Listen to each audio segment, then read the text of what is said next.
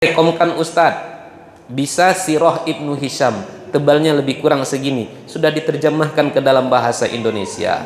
Atau kitab Sirah Nabawi namanya Ar-Rahiqul Makhtum yang ditulis oleh Syekh Sofiur Rahman Al-Mubarakfuri, tebalnya lebih kurang segini, juga sudah diterjemahkan ke dalam bahasa Indonesia.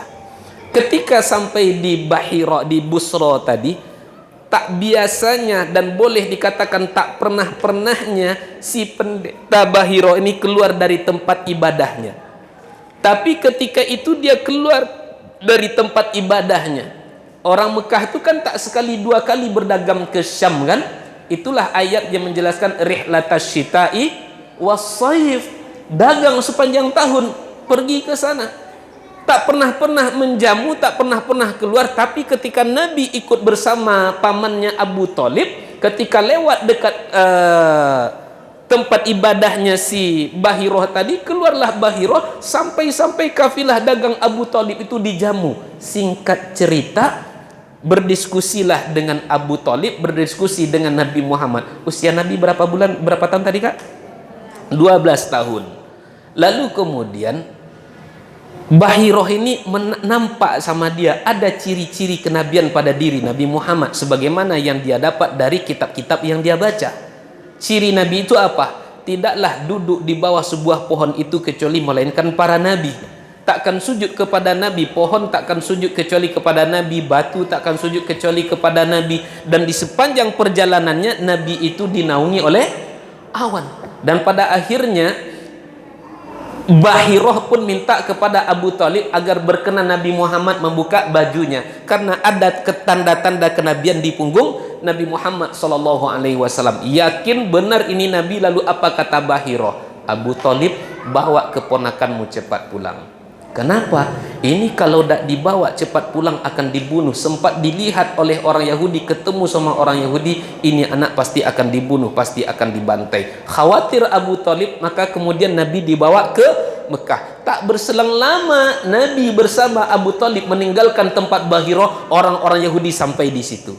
Bunda, kakak, kenalnya orang Yahudi kepada para nabi melebihi kenal mereka kepada anak-anak mereka sendiri. Kalau hari ini kan pernah kita tengok ada challenge tuh, taruh 10 orang anak atau 10 orang ibu, lalu anak atau ibunya itu kemudian disuruh untuk menebak mana yang anaknya, ya kan? Ada yang salah, ada juga yang betul. Orang Yahudi takkan salah dalam menebak para nabi, karena mereka kenal dengan nabi. Itulah Al-Quran yang mengatakan ya'rifunahu kama ya'rifuna abna'ahum. Kenal mereka kepada para nabi melebihi kenal mereka dengan anak-anak kandung mereka sendiri. Nabi mau dibunuh. Nabi pernah diracun oleh wanita Yahudi, masih ingat bunda kakak? Sehingga sahabat yang sama Nabi minum ketika itu, sahabat kan ada yang meninggal dunia, tapi Nabi tak meninggal dunia. Tapi di waktu Nabi sakaratul mautnya, di akhir hayat Rasulullah itu kan sakit berat. Kata Nabi, di antara sakit yang Nabi rasakan itu karena pengaruh racun yang dulu pernah ditaruh oleh orang Yahudi. Haus mereka akan darah. Jadi dalam masalah terakhir yang kita bahas, membunuh saja mereka hal yang biasa, apalagi ngapain tadi? Ngejek Nabi. Akhirnya Nabi tak nyaman. Mudah-mudahan turun ayat agar tak lagi menghadap Masjidil Aqsa. Maka setelah 17 bulan lamanya lebih kurang, barulah turun ayat fawalli wajhaka syatral masjidil haram. Maka sekarang palingkan wajahmu, hadapkan wajahmu ke arah Masjidil Haram, kiblat pertama umat Islam. Yang kedua, kemuliaan Masjidil Aqsa itu kata Nabi, la tashuddur rihal illa ila thalathati masajid. Tidaklah dianjurkan untuk menempuh perjalanan yang jauh kecuali menuju 3 masjid. 1 Masjidil Haram, 2 Masjid Nabawi, 3 Masjid Al-Aqsa. Sekali kita solat di sini sama dengan 100.000 kali kita solat di Masjidil Haram. 1000 kali kita solat di sini sama dengan sekali solat di Masjid Nabawi. 500 kali kita solat di sini sama lebih kurang sekali solat di Masjid Al-Aqsa. Mudah-mudahan bunda, kakak, Allah mudahkan rezeki. Kalau mudah rezeki, nanti pertama kali jangan pergi ke Italia, jangan pergi nengok Menara Eiffel. injakkan kaki di 3 masjid nih. Mudah-mudahan Allah panggil kita untuk haji dan umrah. Mudah-mudahan Allah berikan kita kesempatan untuk mengunjungi Baitul Maqdis, Masjid Al-Aqsa. Amin ya rabbal alamin. Dan kemudian kemuliaan Masjid Al-Aqsa itu, Bunda, Masjid Al-Aqsa adalah masjid yang kedua yang dibangun di atas muka bumi ini, dan masih banyak yang lainnya. Jadi Palestina itu negeri yang penuh dengan berkah, negerinya para nabi, dan tempat tegak berdirinya Masjid Al-Aqsa. Lalu hari ini apa yang terjadi di Masjid Al-Aqsa? Lalu hari ini apa yang terjadi di Palestina? Bunda, kakak yang kami muliakan, itulah yang akhir-akhir ini ramai di media sosial kita. Saya tengok itu tadi, saya mau menampilkan video-video terakhir perkembangan saudara-saudara kita yang ada di Palestina. Saya tengok status Ustaz Salim Fillah, lebih kurang 5 hari yang lalu saya tengok status Ustaz Salim Fillah itu, dalam seminggu orang Yahudi itu sudah menjatuhkan 6.000 bom. Berapa, Bunda, kakak? 6.000 bom dalam tempo seminggu. Hampir sama dengan Amerika di waktu memerangi Afghanistan, dalam tempo 1 tahun bomnya segitu. Amerika, Afghanistan setahun 6.000. Sekarang Yahudi 6.000 seminggu. Bagaimana Palestina itu tak hancur lebur dibuatnya? Saya yang paling tak tahan itu, Bunda, kakak, melihat bayi-bayi yang menangis bersimbah dengan darah. Itu saya yang paling tak tahan. Mereka menangis kesakitan, lalu mereka memanggil ayah dan ibu mereka. Sementara yang dipanggil itu tak kunjung bersuara, tak kunjung mendengarnya, tak kunjung menemui yang memanggilnya. Kenapa? Karena telah kembali menghadap Allah Subhanahu wa ta'ala. Orang-orang tua yang kehilangan anak-anaknya, Bunda, kakak, kita baru akan merasakan pedihnya derita orang ketika derita itu ada pada diri kita. Kita ketika mendapatkan berita tetangga kita anaknya meninggal dunia, mungkin tak terlalu berduka kita. Tapi coba kalau anak kita yang meninggal dunia, coba ibu kita yang meninggal dunia, coba ayah kita meninggal dunia, coba saudara kita meninggal dunia. Oh, perihnya luar biasa, tak terkira. Anak-anak menangis kesakitan memanggil ayah dan ibunya. Status terakhir ini, informasi saya dapati dari teman-teman dompet duafa, kakak. Per tanggal 27 Oktober, sekarang tanggal 29 ya? 29, berarti 2 hari yang lalu, Bunda, kakak. 27 Oktober, sekarang Ahad, Sabtu, berarti hari Jumat yang lalu, sudah 7.436 warga Palestina yang dibunuh oleh orang Yahudi. Sudah berapa? 7.436 yang dibunuh oleh orang Yahudi. 2.913 anak-anak, 1.709 perempuan, sisanya dewasa, dan yang terluka 19.275 orang. Kejamnya Yahudi. Makanya, Bunda, kakak, kalau hari ini ada orang tak percaya juga dengan betapa biadabnya orang Yahudi, kalau tak percaya dengan Al-Quran, taruhlah dia tak percaya dengan Al-Quran, ayat-ayat yang kita jelaskan tadi kan, setidaknya dengan data-data ini tak percaya juga akan biadabnya orang Yahudi, maka sesungguhnya keislamannya dipertanyakan, kemanusiaannya pun dipertanyakan. Lalu melihat realita yang terjadi, Bunda, kakak yang kami muliakan, lalu apa yang harus kita lakukan? Apa yang harus kita lakukan? Tak ada yang bisa kita lakukan melainkan satu, berjihad. Apa dianya? Jihad. Jihad kita berbeda-beda. Ada yang jihad dengan kuasa, ada yang jihad dengan tenaga, ada yang jihad dengan harta, ada yang jihad dengan media, ada setidak-tidaknya kita berjihad dengan doa demi doa. Berjihad dengan kuasa, itulah kewajiban para pemimpin-pemimpin Islam hari ini. Bunda, kakak yang dimuliakan Allah, Yahudi itu tidak luas, kecil, cuman diapit oleh negara-negara Arab yang begitu besar. ada Palestina, ada Yordania, ada Mesir, ada Maroko dan seterusnya. Kecil mereka, cuman tengoklah di peta. Kecil Yahudi itu cuman hidup di tengah-tengah besarnya negeri Arab. Lalu kenapa kok masih begitu leluasanya mereka membantai anak-anak kita, saudara-saudara kita di sana? Temu enggak jawabannya, kakak? Ingat surat Al-Maidah ayat 51? Coba tengok surat Al-Maidah ayat 51.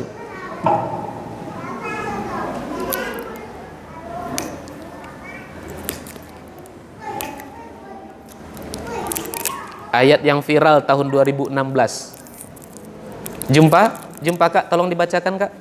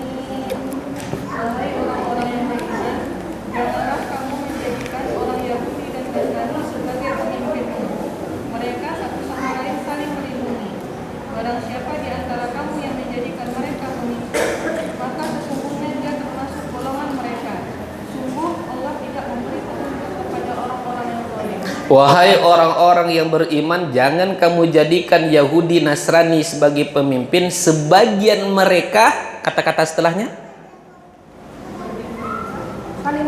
saling melindungi. Di sini titik temunya yang saya pahami.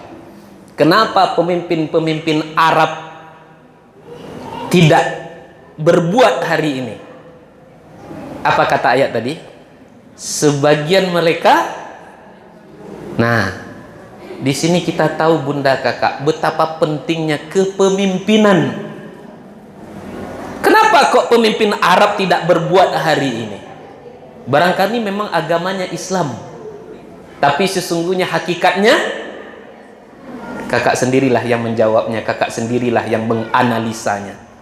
Berapa banyak negara-negara Islam di dunia hari ini, tapi kok tidak berbuat?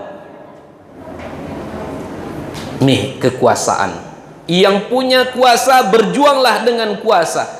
Mesir saja untuk bertindak itu sudah lebih daripada cukup. Cukup satu negara saja, Mesir, selesai itu orang Yahudi. Tapi kenyataannya, kalau kemarin saya dapati video kawan kita dari Mesir, ya sama-sama tahu ajalah kita, kata dia. Bunda kakak, mulut kalau sudah tersumbat payah ngomong. Paham maksud saya? Mulut kalau sudah tersumbat payah ngomongnya. Lalu kemudian yang kedua, kita berjihad dengan harta. Maka kakak, ada bunda, ada kelebihan harta, ayo kita bantu Palestina. Kalau saya hari ini beberapa akhir ini akan lebih banyak dengan saudara-saudara teman-teman di Dompet Duafa. Kenapa? Karena kita punya relawan di sana.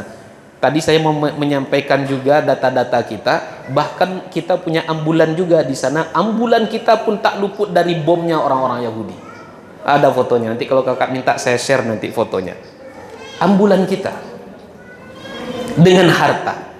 Yang ketiga dengan apa? Dengan media. Maka kakak-kakak hari ini yang punya media, berjuanglah kita untuk saudara kita yang ada di Palestina. Untuk sementara waktu kesampingkan selfie-selfie kita, foto makan-makan, foto sedang jalan-jalan, bersantai ria dengan anak keluarga. Update lah foto-foto terbaru, perkembangan terbaru tentang Palestina. Bukti kita peduli terhadap mereka. Ustadz, nanti media sosial saya dihapus. Gugur satu, tumbuh 1000. Orang Palestina nyawanya satu yang dia perjuangkan. Kita masa kok media sosial yang bisa kita buat beribu-ribu tak mau juga kita memperjuangkan. Kalau kakak tengok status saya sekarang tuh di Instagram, saya sekarang sedang memuat tentang bagaimana Ustadz Salim Fillah. Ustaz Salim Filah itu kan akunnya sudah mau di apa sih, di ban ya istilahnya, banned ya istilahnya. Intinya mau dihilangkan. Begitu ternyata banyak jiwa-jiwa Yahudi, jiwa-jiwa penjajah di negeri kita ini. Kita berjuang dengan media kita. Saya tengok artis-artis Eropa saja sekarang banyak yang kemudian turut menunjukkan mereka peduli terhadap Palestina. Ronaldo aja, orang-orang Eropa berbondong-bondong menunjukkan peduli kepada Palestina. Maka salah satu wujud kita peduli dengan media kita. Terakhir setidaknya dengan apa? Dengan doa demi doa kita. Bunda, kakak, mudah-mudahan Allah tidak mengazab kita lantaran ketidakberdayaan kita dalam menolong saudara-saudara kita di Palestina. Ketika kita masuk ke dalam surga, lalu Allah tanya kita, hai hambaku, engkau beriman? Beriman ya Allah. Tahu engkau dengan ayat innamal mu'minuna ikhwatun, orang beriman itu bersaudara? Tahu ya Allah. Mengerti engkau dengan hadis Nabi, orang beriman bagikan satu tubuh, apabila satu tubuhnya sakit, yang lainnya juga merasakan sakit. Mengerti banget ya Allah. Tapi ketika anak cucu para nabi, saudara-saudaramu dibantai di Palestina, Masjid Al-Aqsa dirobohkan, mau disamaratakan dengan tanah, apa yang engkau rasa wahai hambaku? Apa yang engkau lakukan wahai hambaku? Di saat ditanya, kalau kita tak bisa menjawab pertanyaan Allah, betapa malunya kita di waktu berjumpa dengan Allah Subhanahu wa ta'ala. Maka kekuatan kita terakhir setidaknya ada dua: media sosial dan doa demi doa kita. Di setiap kita berdoa, selipkan untuk saudara kita yang ada di Palestina sebagai hujah bagi kita nanti di yaumil kiamah. Ketika Allah tanya, apa bukti engkau peduli terhadap saudaramu yang ada di Palestina? Ya Allah, dengan segala kedhaifan kelemahanku ya Allah, aku menandahkan tangan berdoa kepada engkau untuk kemenangan saudara-saudaraku yang ada di Palestina ya Allah. Berdoa kita bunda, berdoa kita kakak. Siap insya Allah? Bunda kakak yang kami muliakan, dulu di saat atau ketika Ka'bah ingin dihancurkan oleh Abrahah dengan pasukannya yang membawa gajah, langsung Allah kirimkan pasukannya, bala tentaranya burung ababil. Lalu hari ini ketika Masjid Al-Aqsa Palestina mau dihancurkan, kenapa Allah tidak mengirimkan juga burung ababil sebagaimana dulu mengirimkannya di waktu Ka'bah hendak dihancurkan? Bunda kakak, tak dikirimkannya burung ababil oleh Allah karena Allah menginginkan yang menjadi pasukan ababilnya itu adalah kita. Allahu Akbar. Dulu Ka'bah ingin dirobohkan, Nabi belum lahir, Umar belum ada. Sekarang Palestina, umat Islam sudah berapa banyak jutanya di dunia hari ini. Allah menginginkan yang menjadi burung ababilnya adalah kita. Dengan apa kita menjadi ababilnya? Banyak cara. Itulah yang kita sebutkan tadi. Dengan harta, dengan kuasa, dengan media, atau setidaknya doa demi doa kita. Bunda kakak yang kami muliakan, demikian dapat kami jelaskan. Mohon maaf atas segala kesalahan dan kekhilafan. Sebelum kami tutup dengan salam, ada yang mau ditanyakan? Tidak. Alhamdulillahirabbil alamin.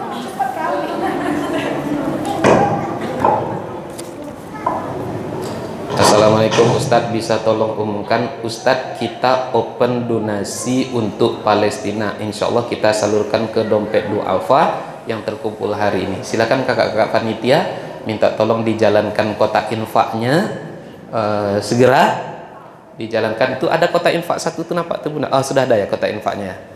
Oke. Baik bunda, ada yang ingin ditanyakan sambil menjalankan kotak infak? Baik bunda dan hadirin semua, ada yang bertanya? Wah boleh bertanya. Assalamualaikum warahmatullahi wabarakatuh. Waalaikumsalam warahmatullahi wabarakatuh. Ustadz, dengan semua yang terjadi dengan Palestina, bukankah solusinya khilafah Ustadz? Itu gimana pendapat Ustadz? Terima kasih Ustadz. Assalamualaikum warahmatullahi wabarakatuh. Waalaikumsalam warahmatullahi wabarakatuh. Ketika dikatakan solusinya adalah khilafah, iya, kepemimpinan kita hari ini. Malah salah terbesarnya adalah kepemimpinan kita umat Islam yang tidak berpihak dan tidak punya satu orang pemimpin. Idealnya seperti itu, umat Islam itu punya satu orang pemimpin. Tapi masalahnya kita hari ini, kita ini terpecah belah semuanya. Jangankan di Di Pekanbaru aja kita terpecah belah. Mohon maaf bunda kakak dimuliakan Allah, saya akhir-akhir ini sangat dan sedikit kecewa dengan kawan-kawan yang masih sibuk mempermasalahkan akidahmu apa, manhajmu apa, mazhabmu apa, ormasmu apa, kamu kunut enggak, kamu doa berjamaah enggak, kamu maulid nabi enggak. Mohon maaf bunda kakak, kita hari ini masih heboh berbicara akidah, manhaj, mazhab, kunut atau tak kunut, bismillah atau tak bismillah, sementara saudara kita di Palestina sudah dibantai, Masjid Al-Aqsa mau dirobohkan dengan tanah. Mau kita tak berakidah sekalipun, tak bermanhaj sekalipun, cukup kita menjadi manusia, kan itu bahasa Ustaz Abdul Somad. Cukup kita menjadi seorang manusia itu sudah lebih daripada solusi, sudah menjadi bukti kalau kita itu peduli dengan Palestina. Mohon maaf kakak, manusia saja tidak, hewan saja tidak boleh disakiti, apalagi manusia. Maka mudah-mudahan datang pertolongan Allah. Allah anugerahkan kita seorang pemimpin yang adil dan bijaksana, yang bisa menyatukan semua umat Islam yang ada di seluruh dunia. Amin ya rabbal alamin. Ketika kita punya satu orang pemimpin, saya yakin, hakul yakin, mereka takkan berani lagi berbuat seperti itu.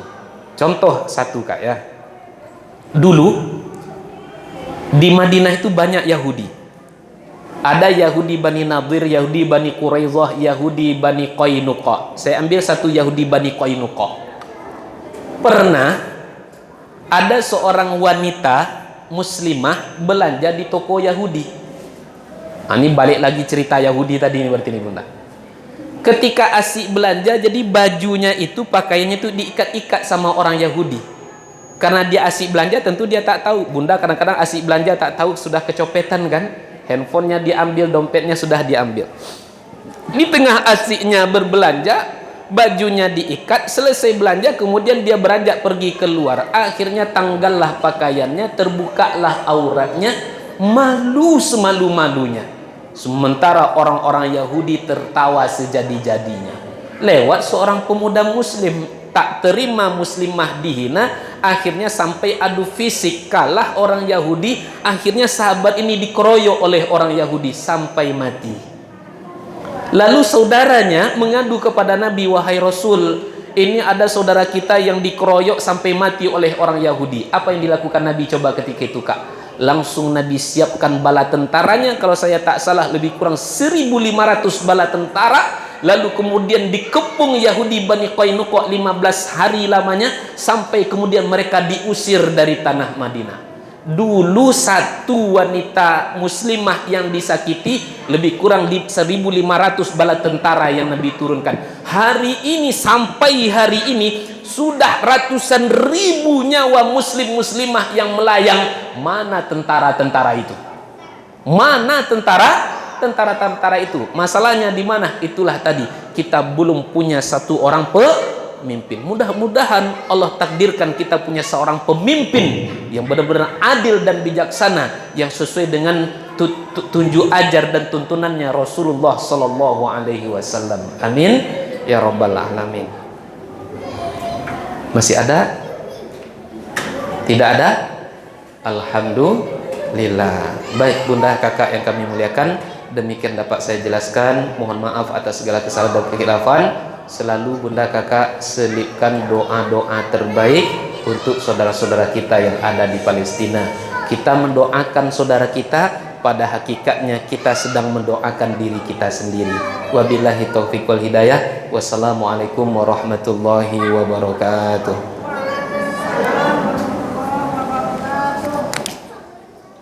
Baik, alhamdulillah, syukur jazakallah khair Ustaz. Semoga apa yang disampaikan Ustaz tadi bisa kita mengambil pelajaran dan hikmah apa yang disampaikan oleh Ustaz. Kita paham bahwa Palestina itu adalah bagian dari kita umat Islam tentunya.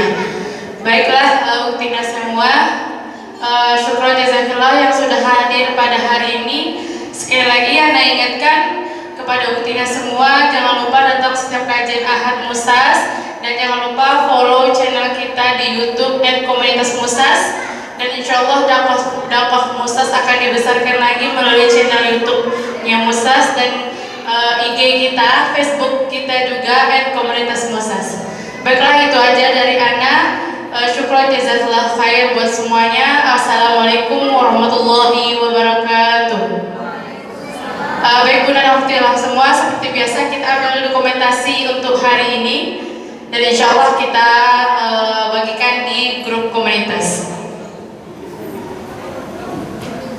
Karina boleh pimpin.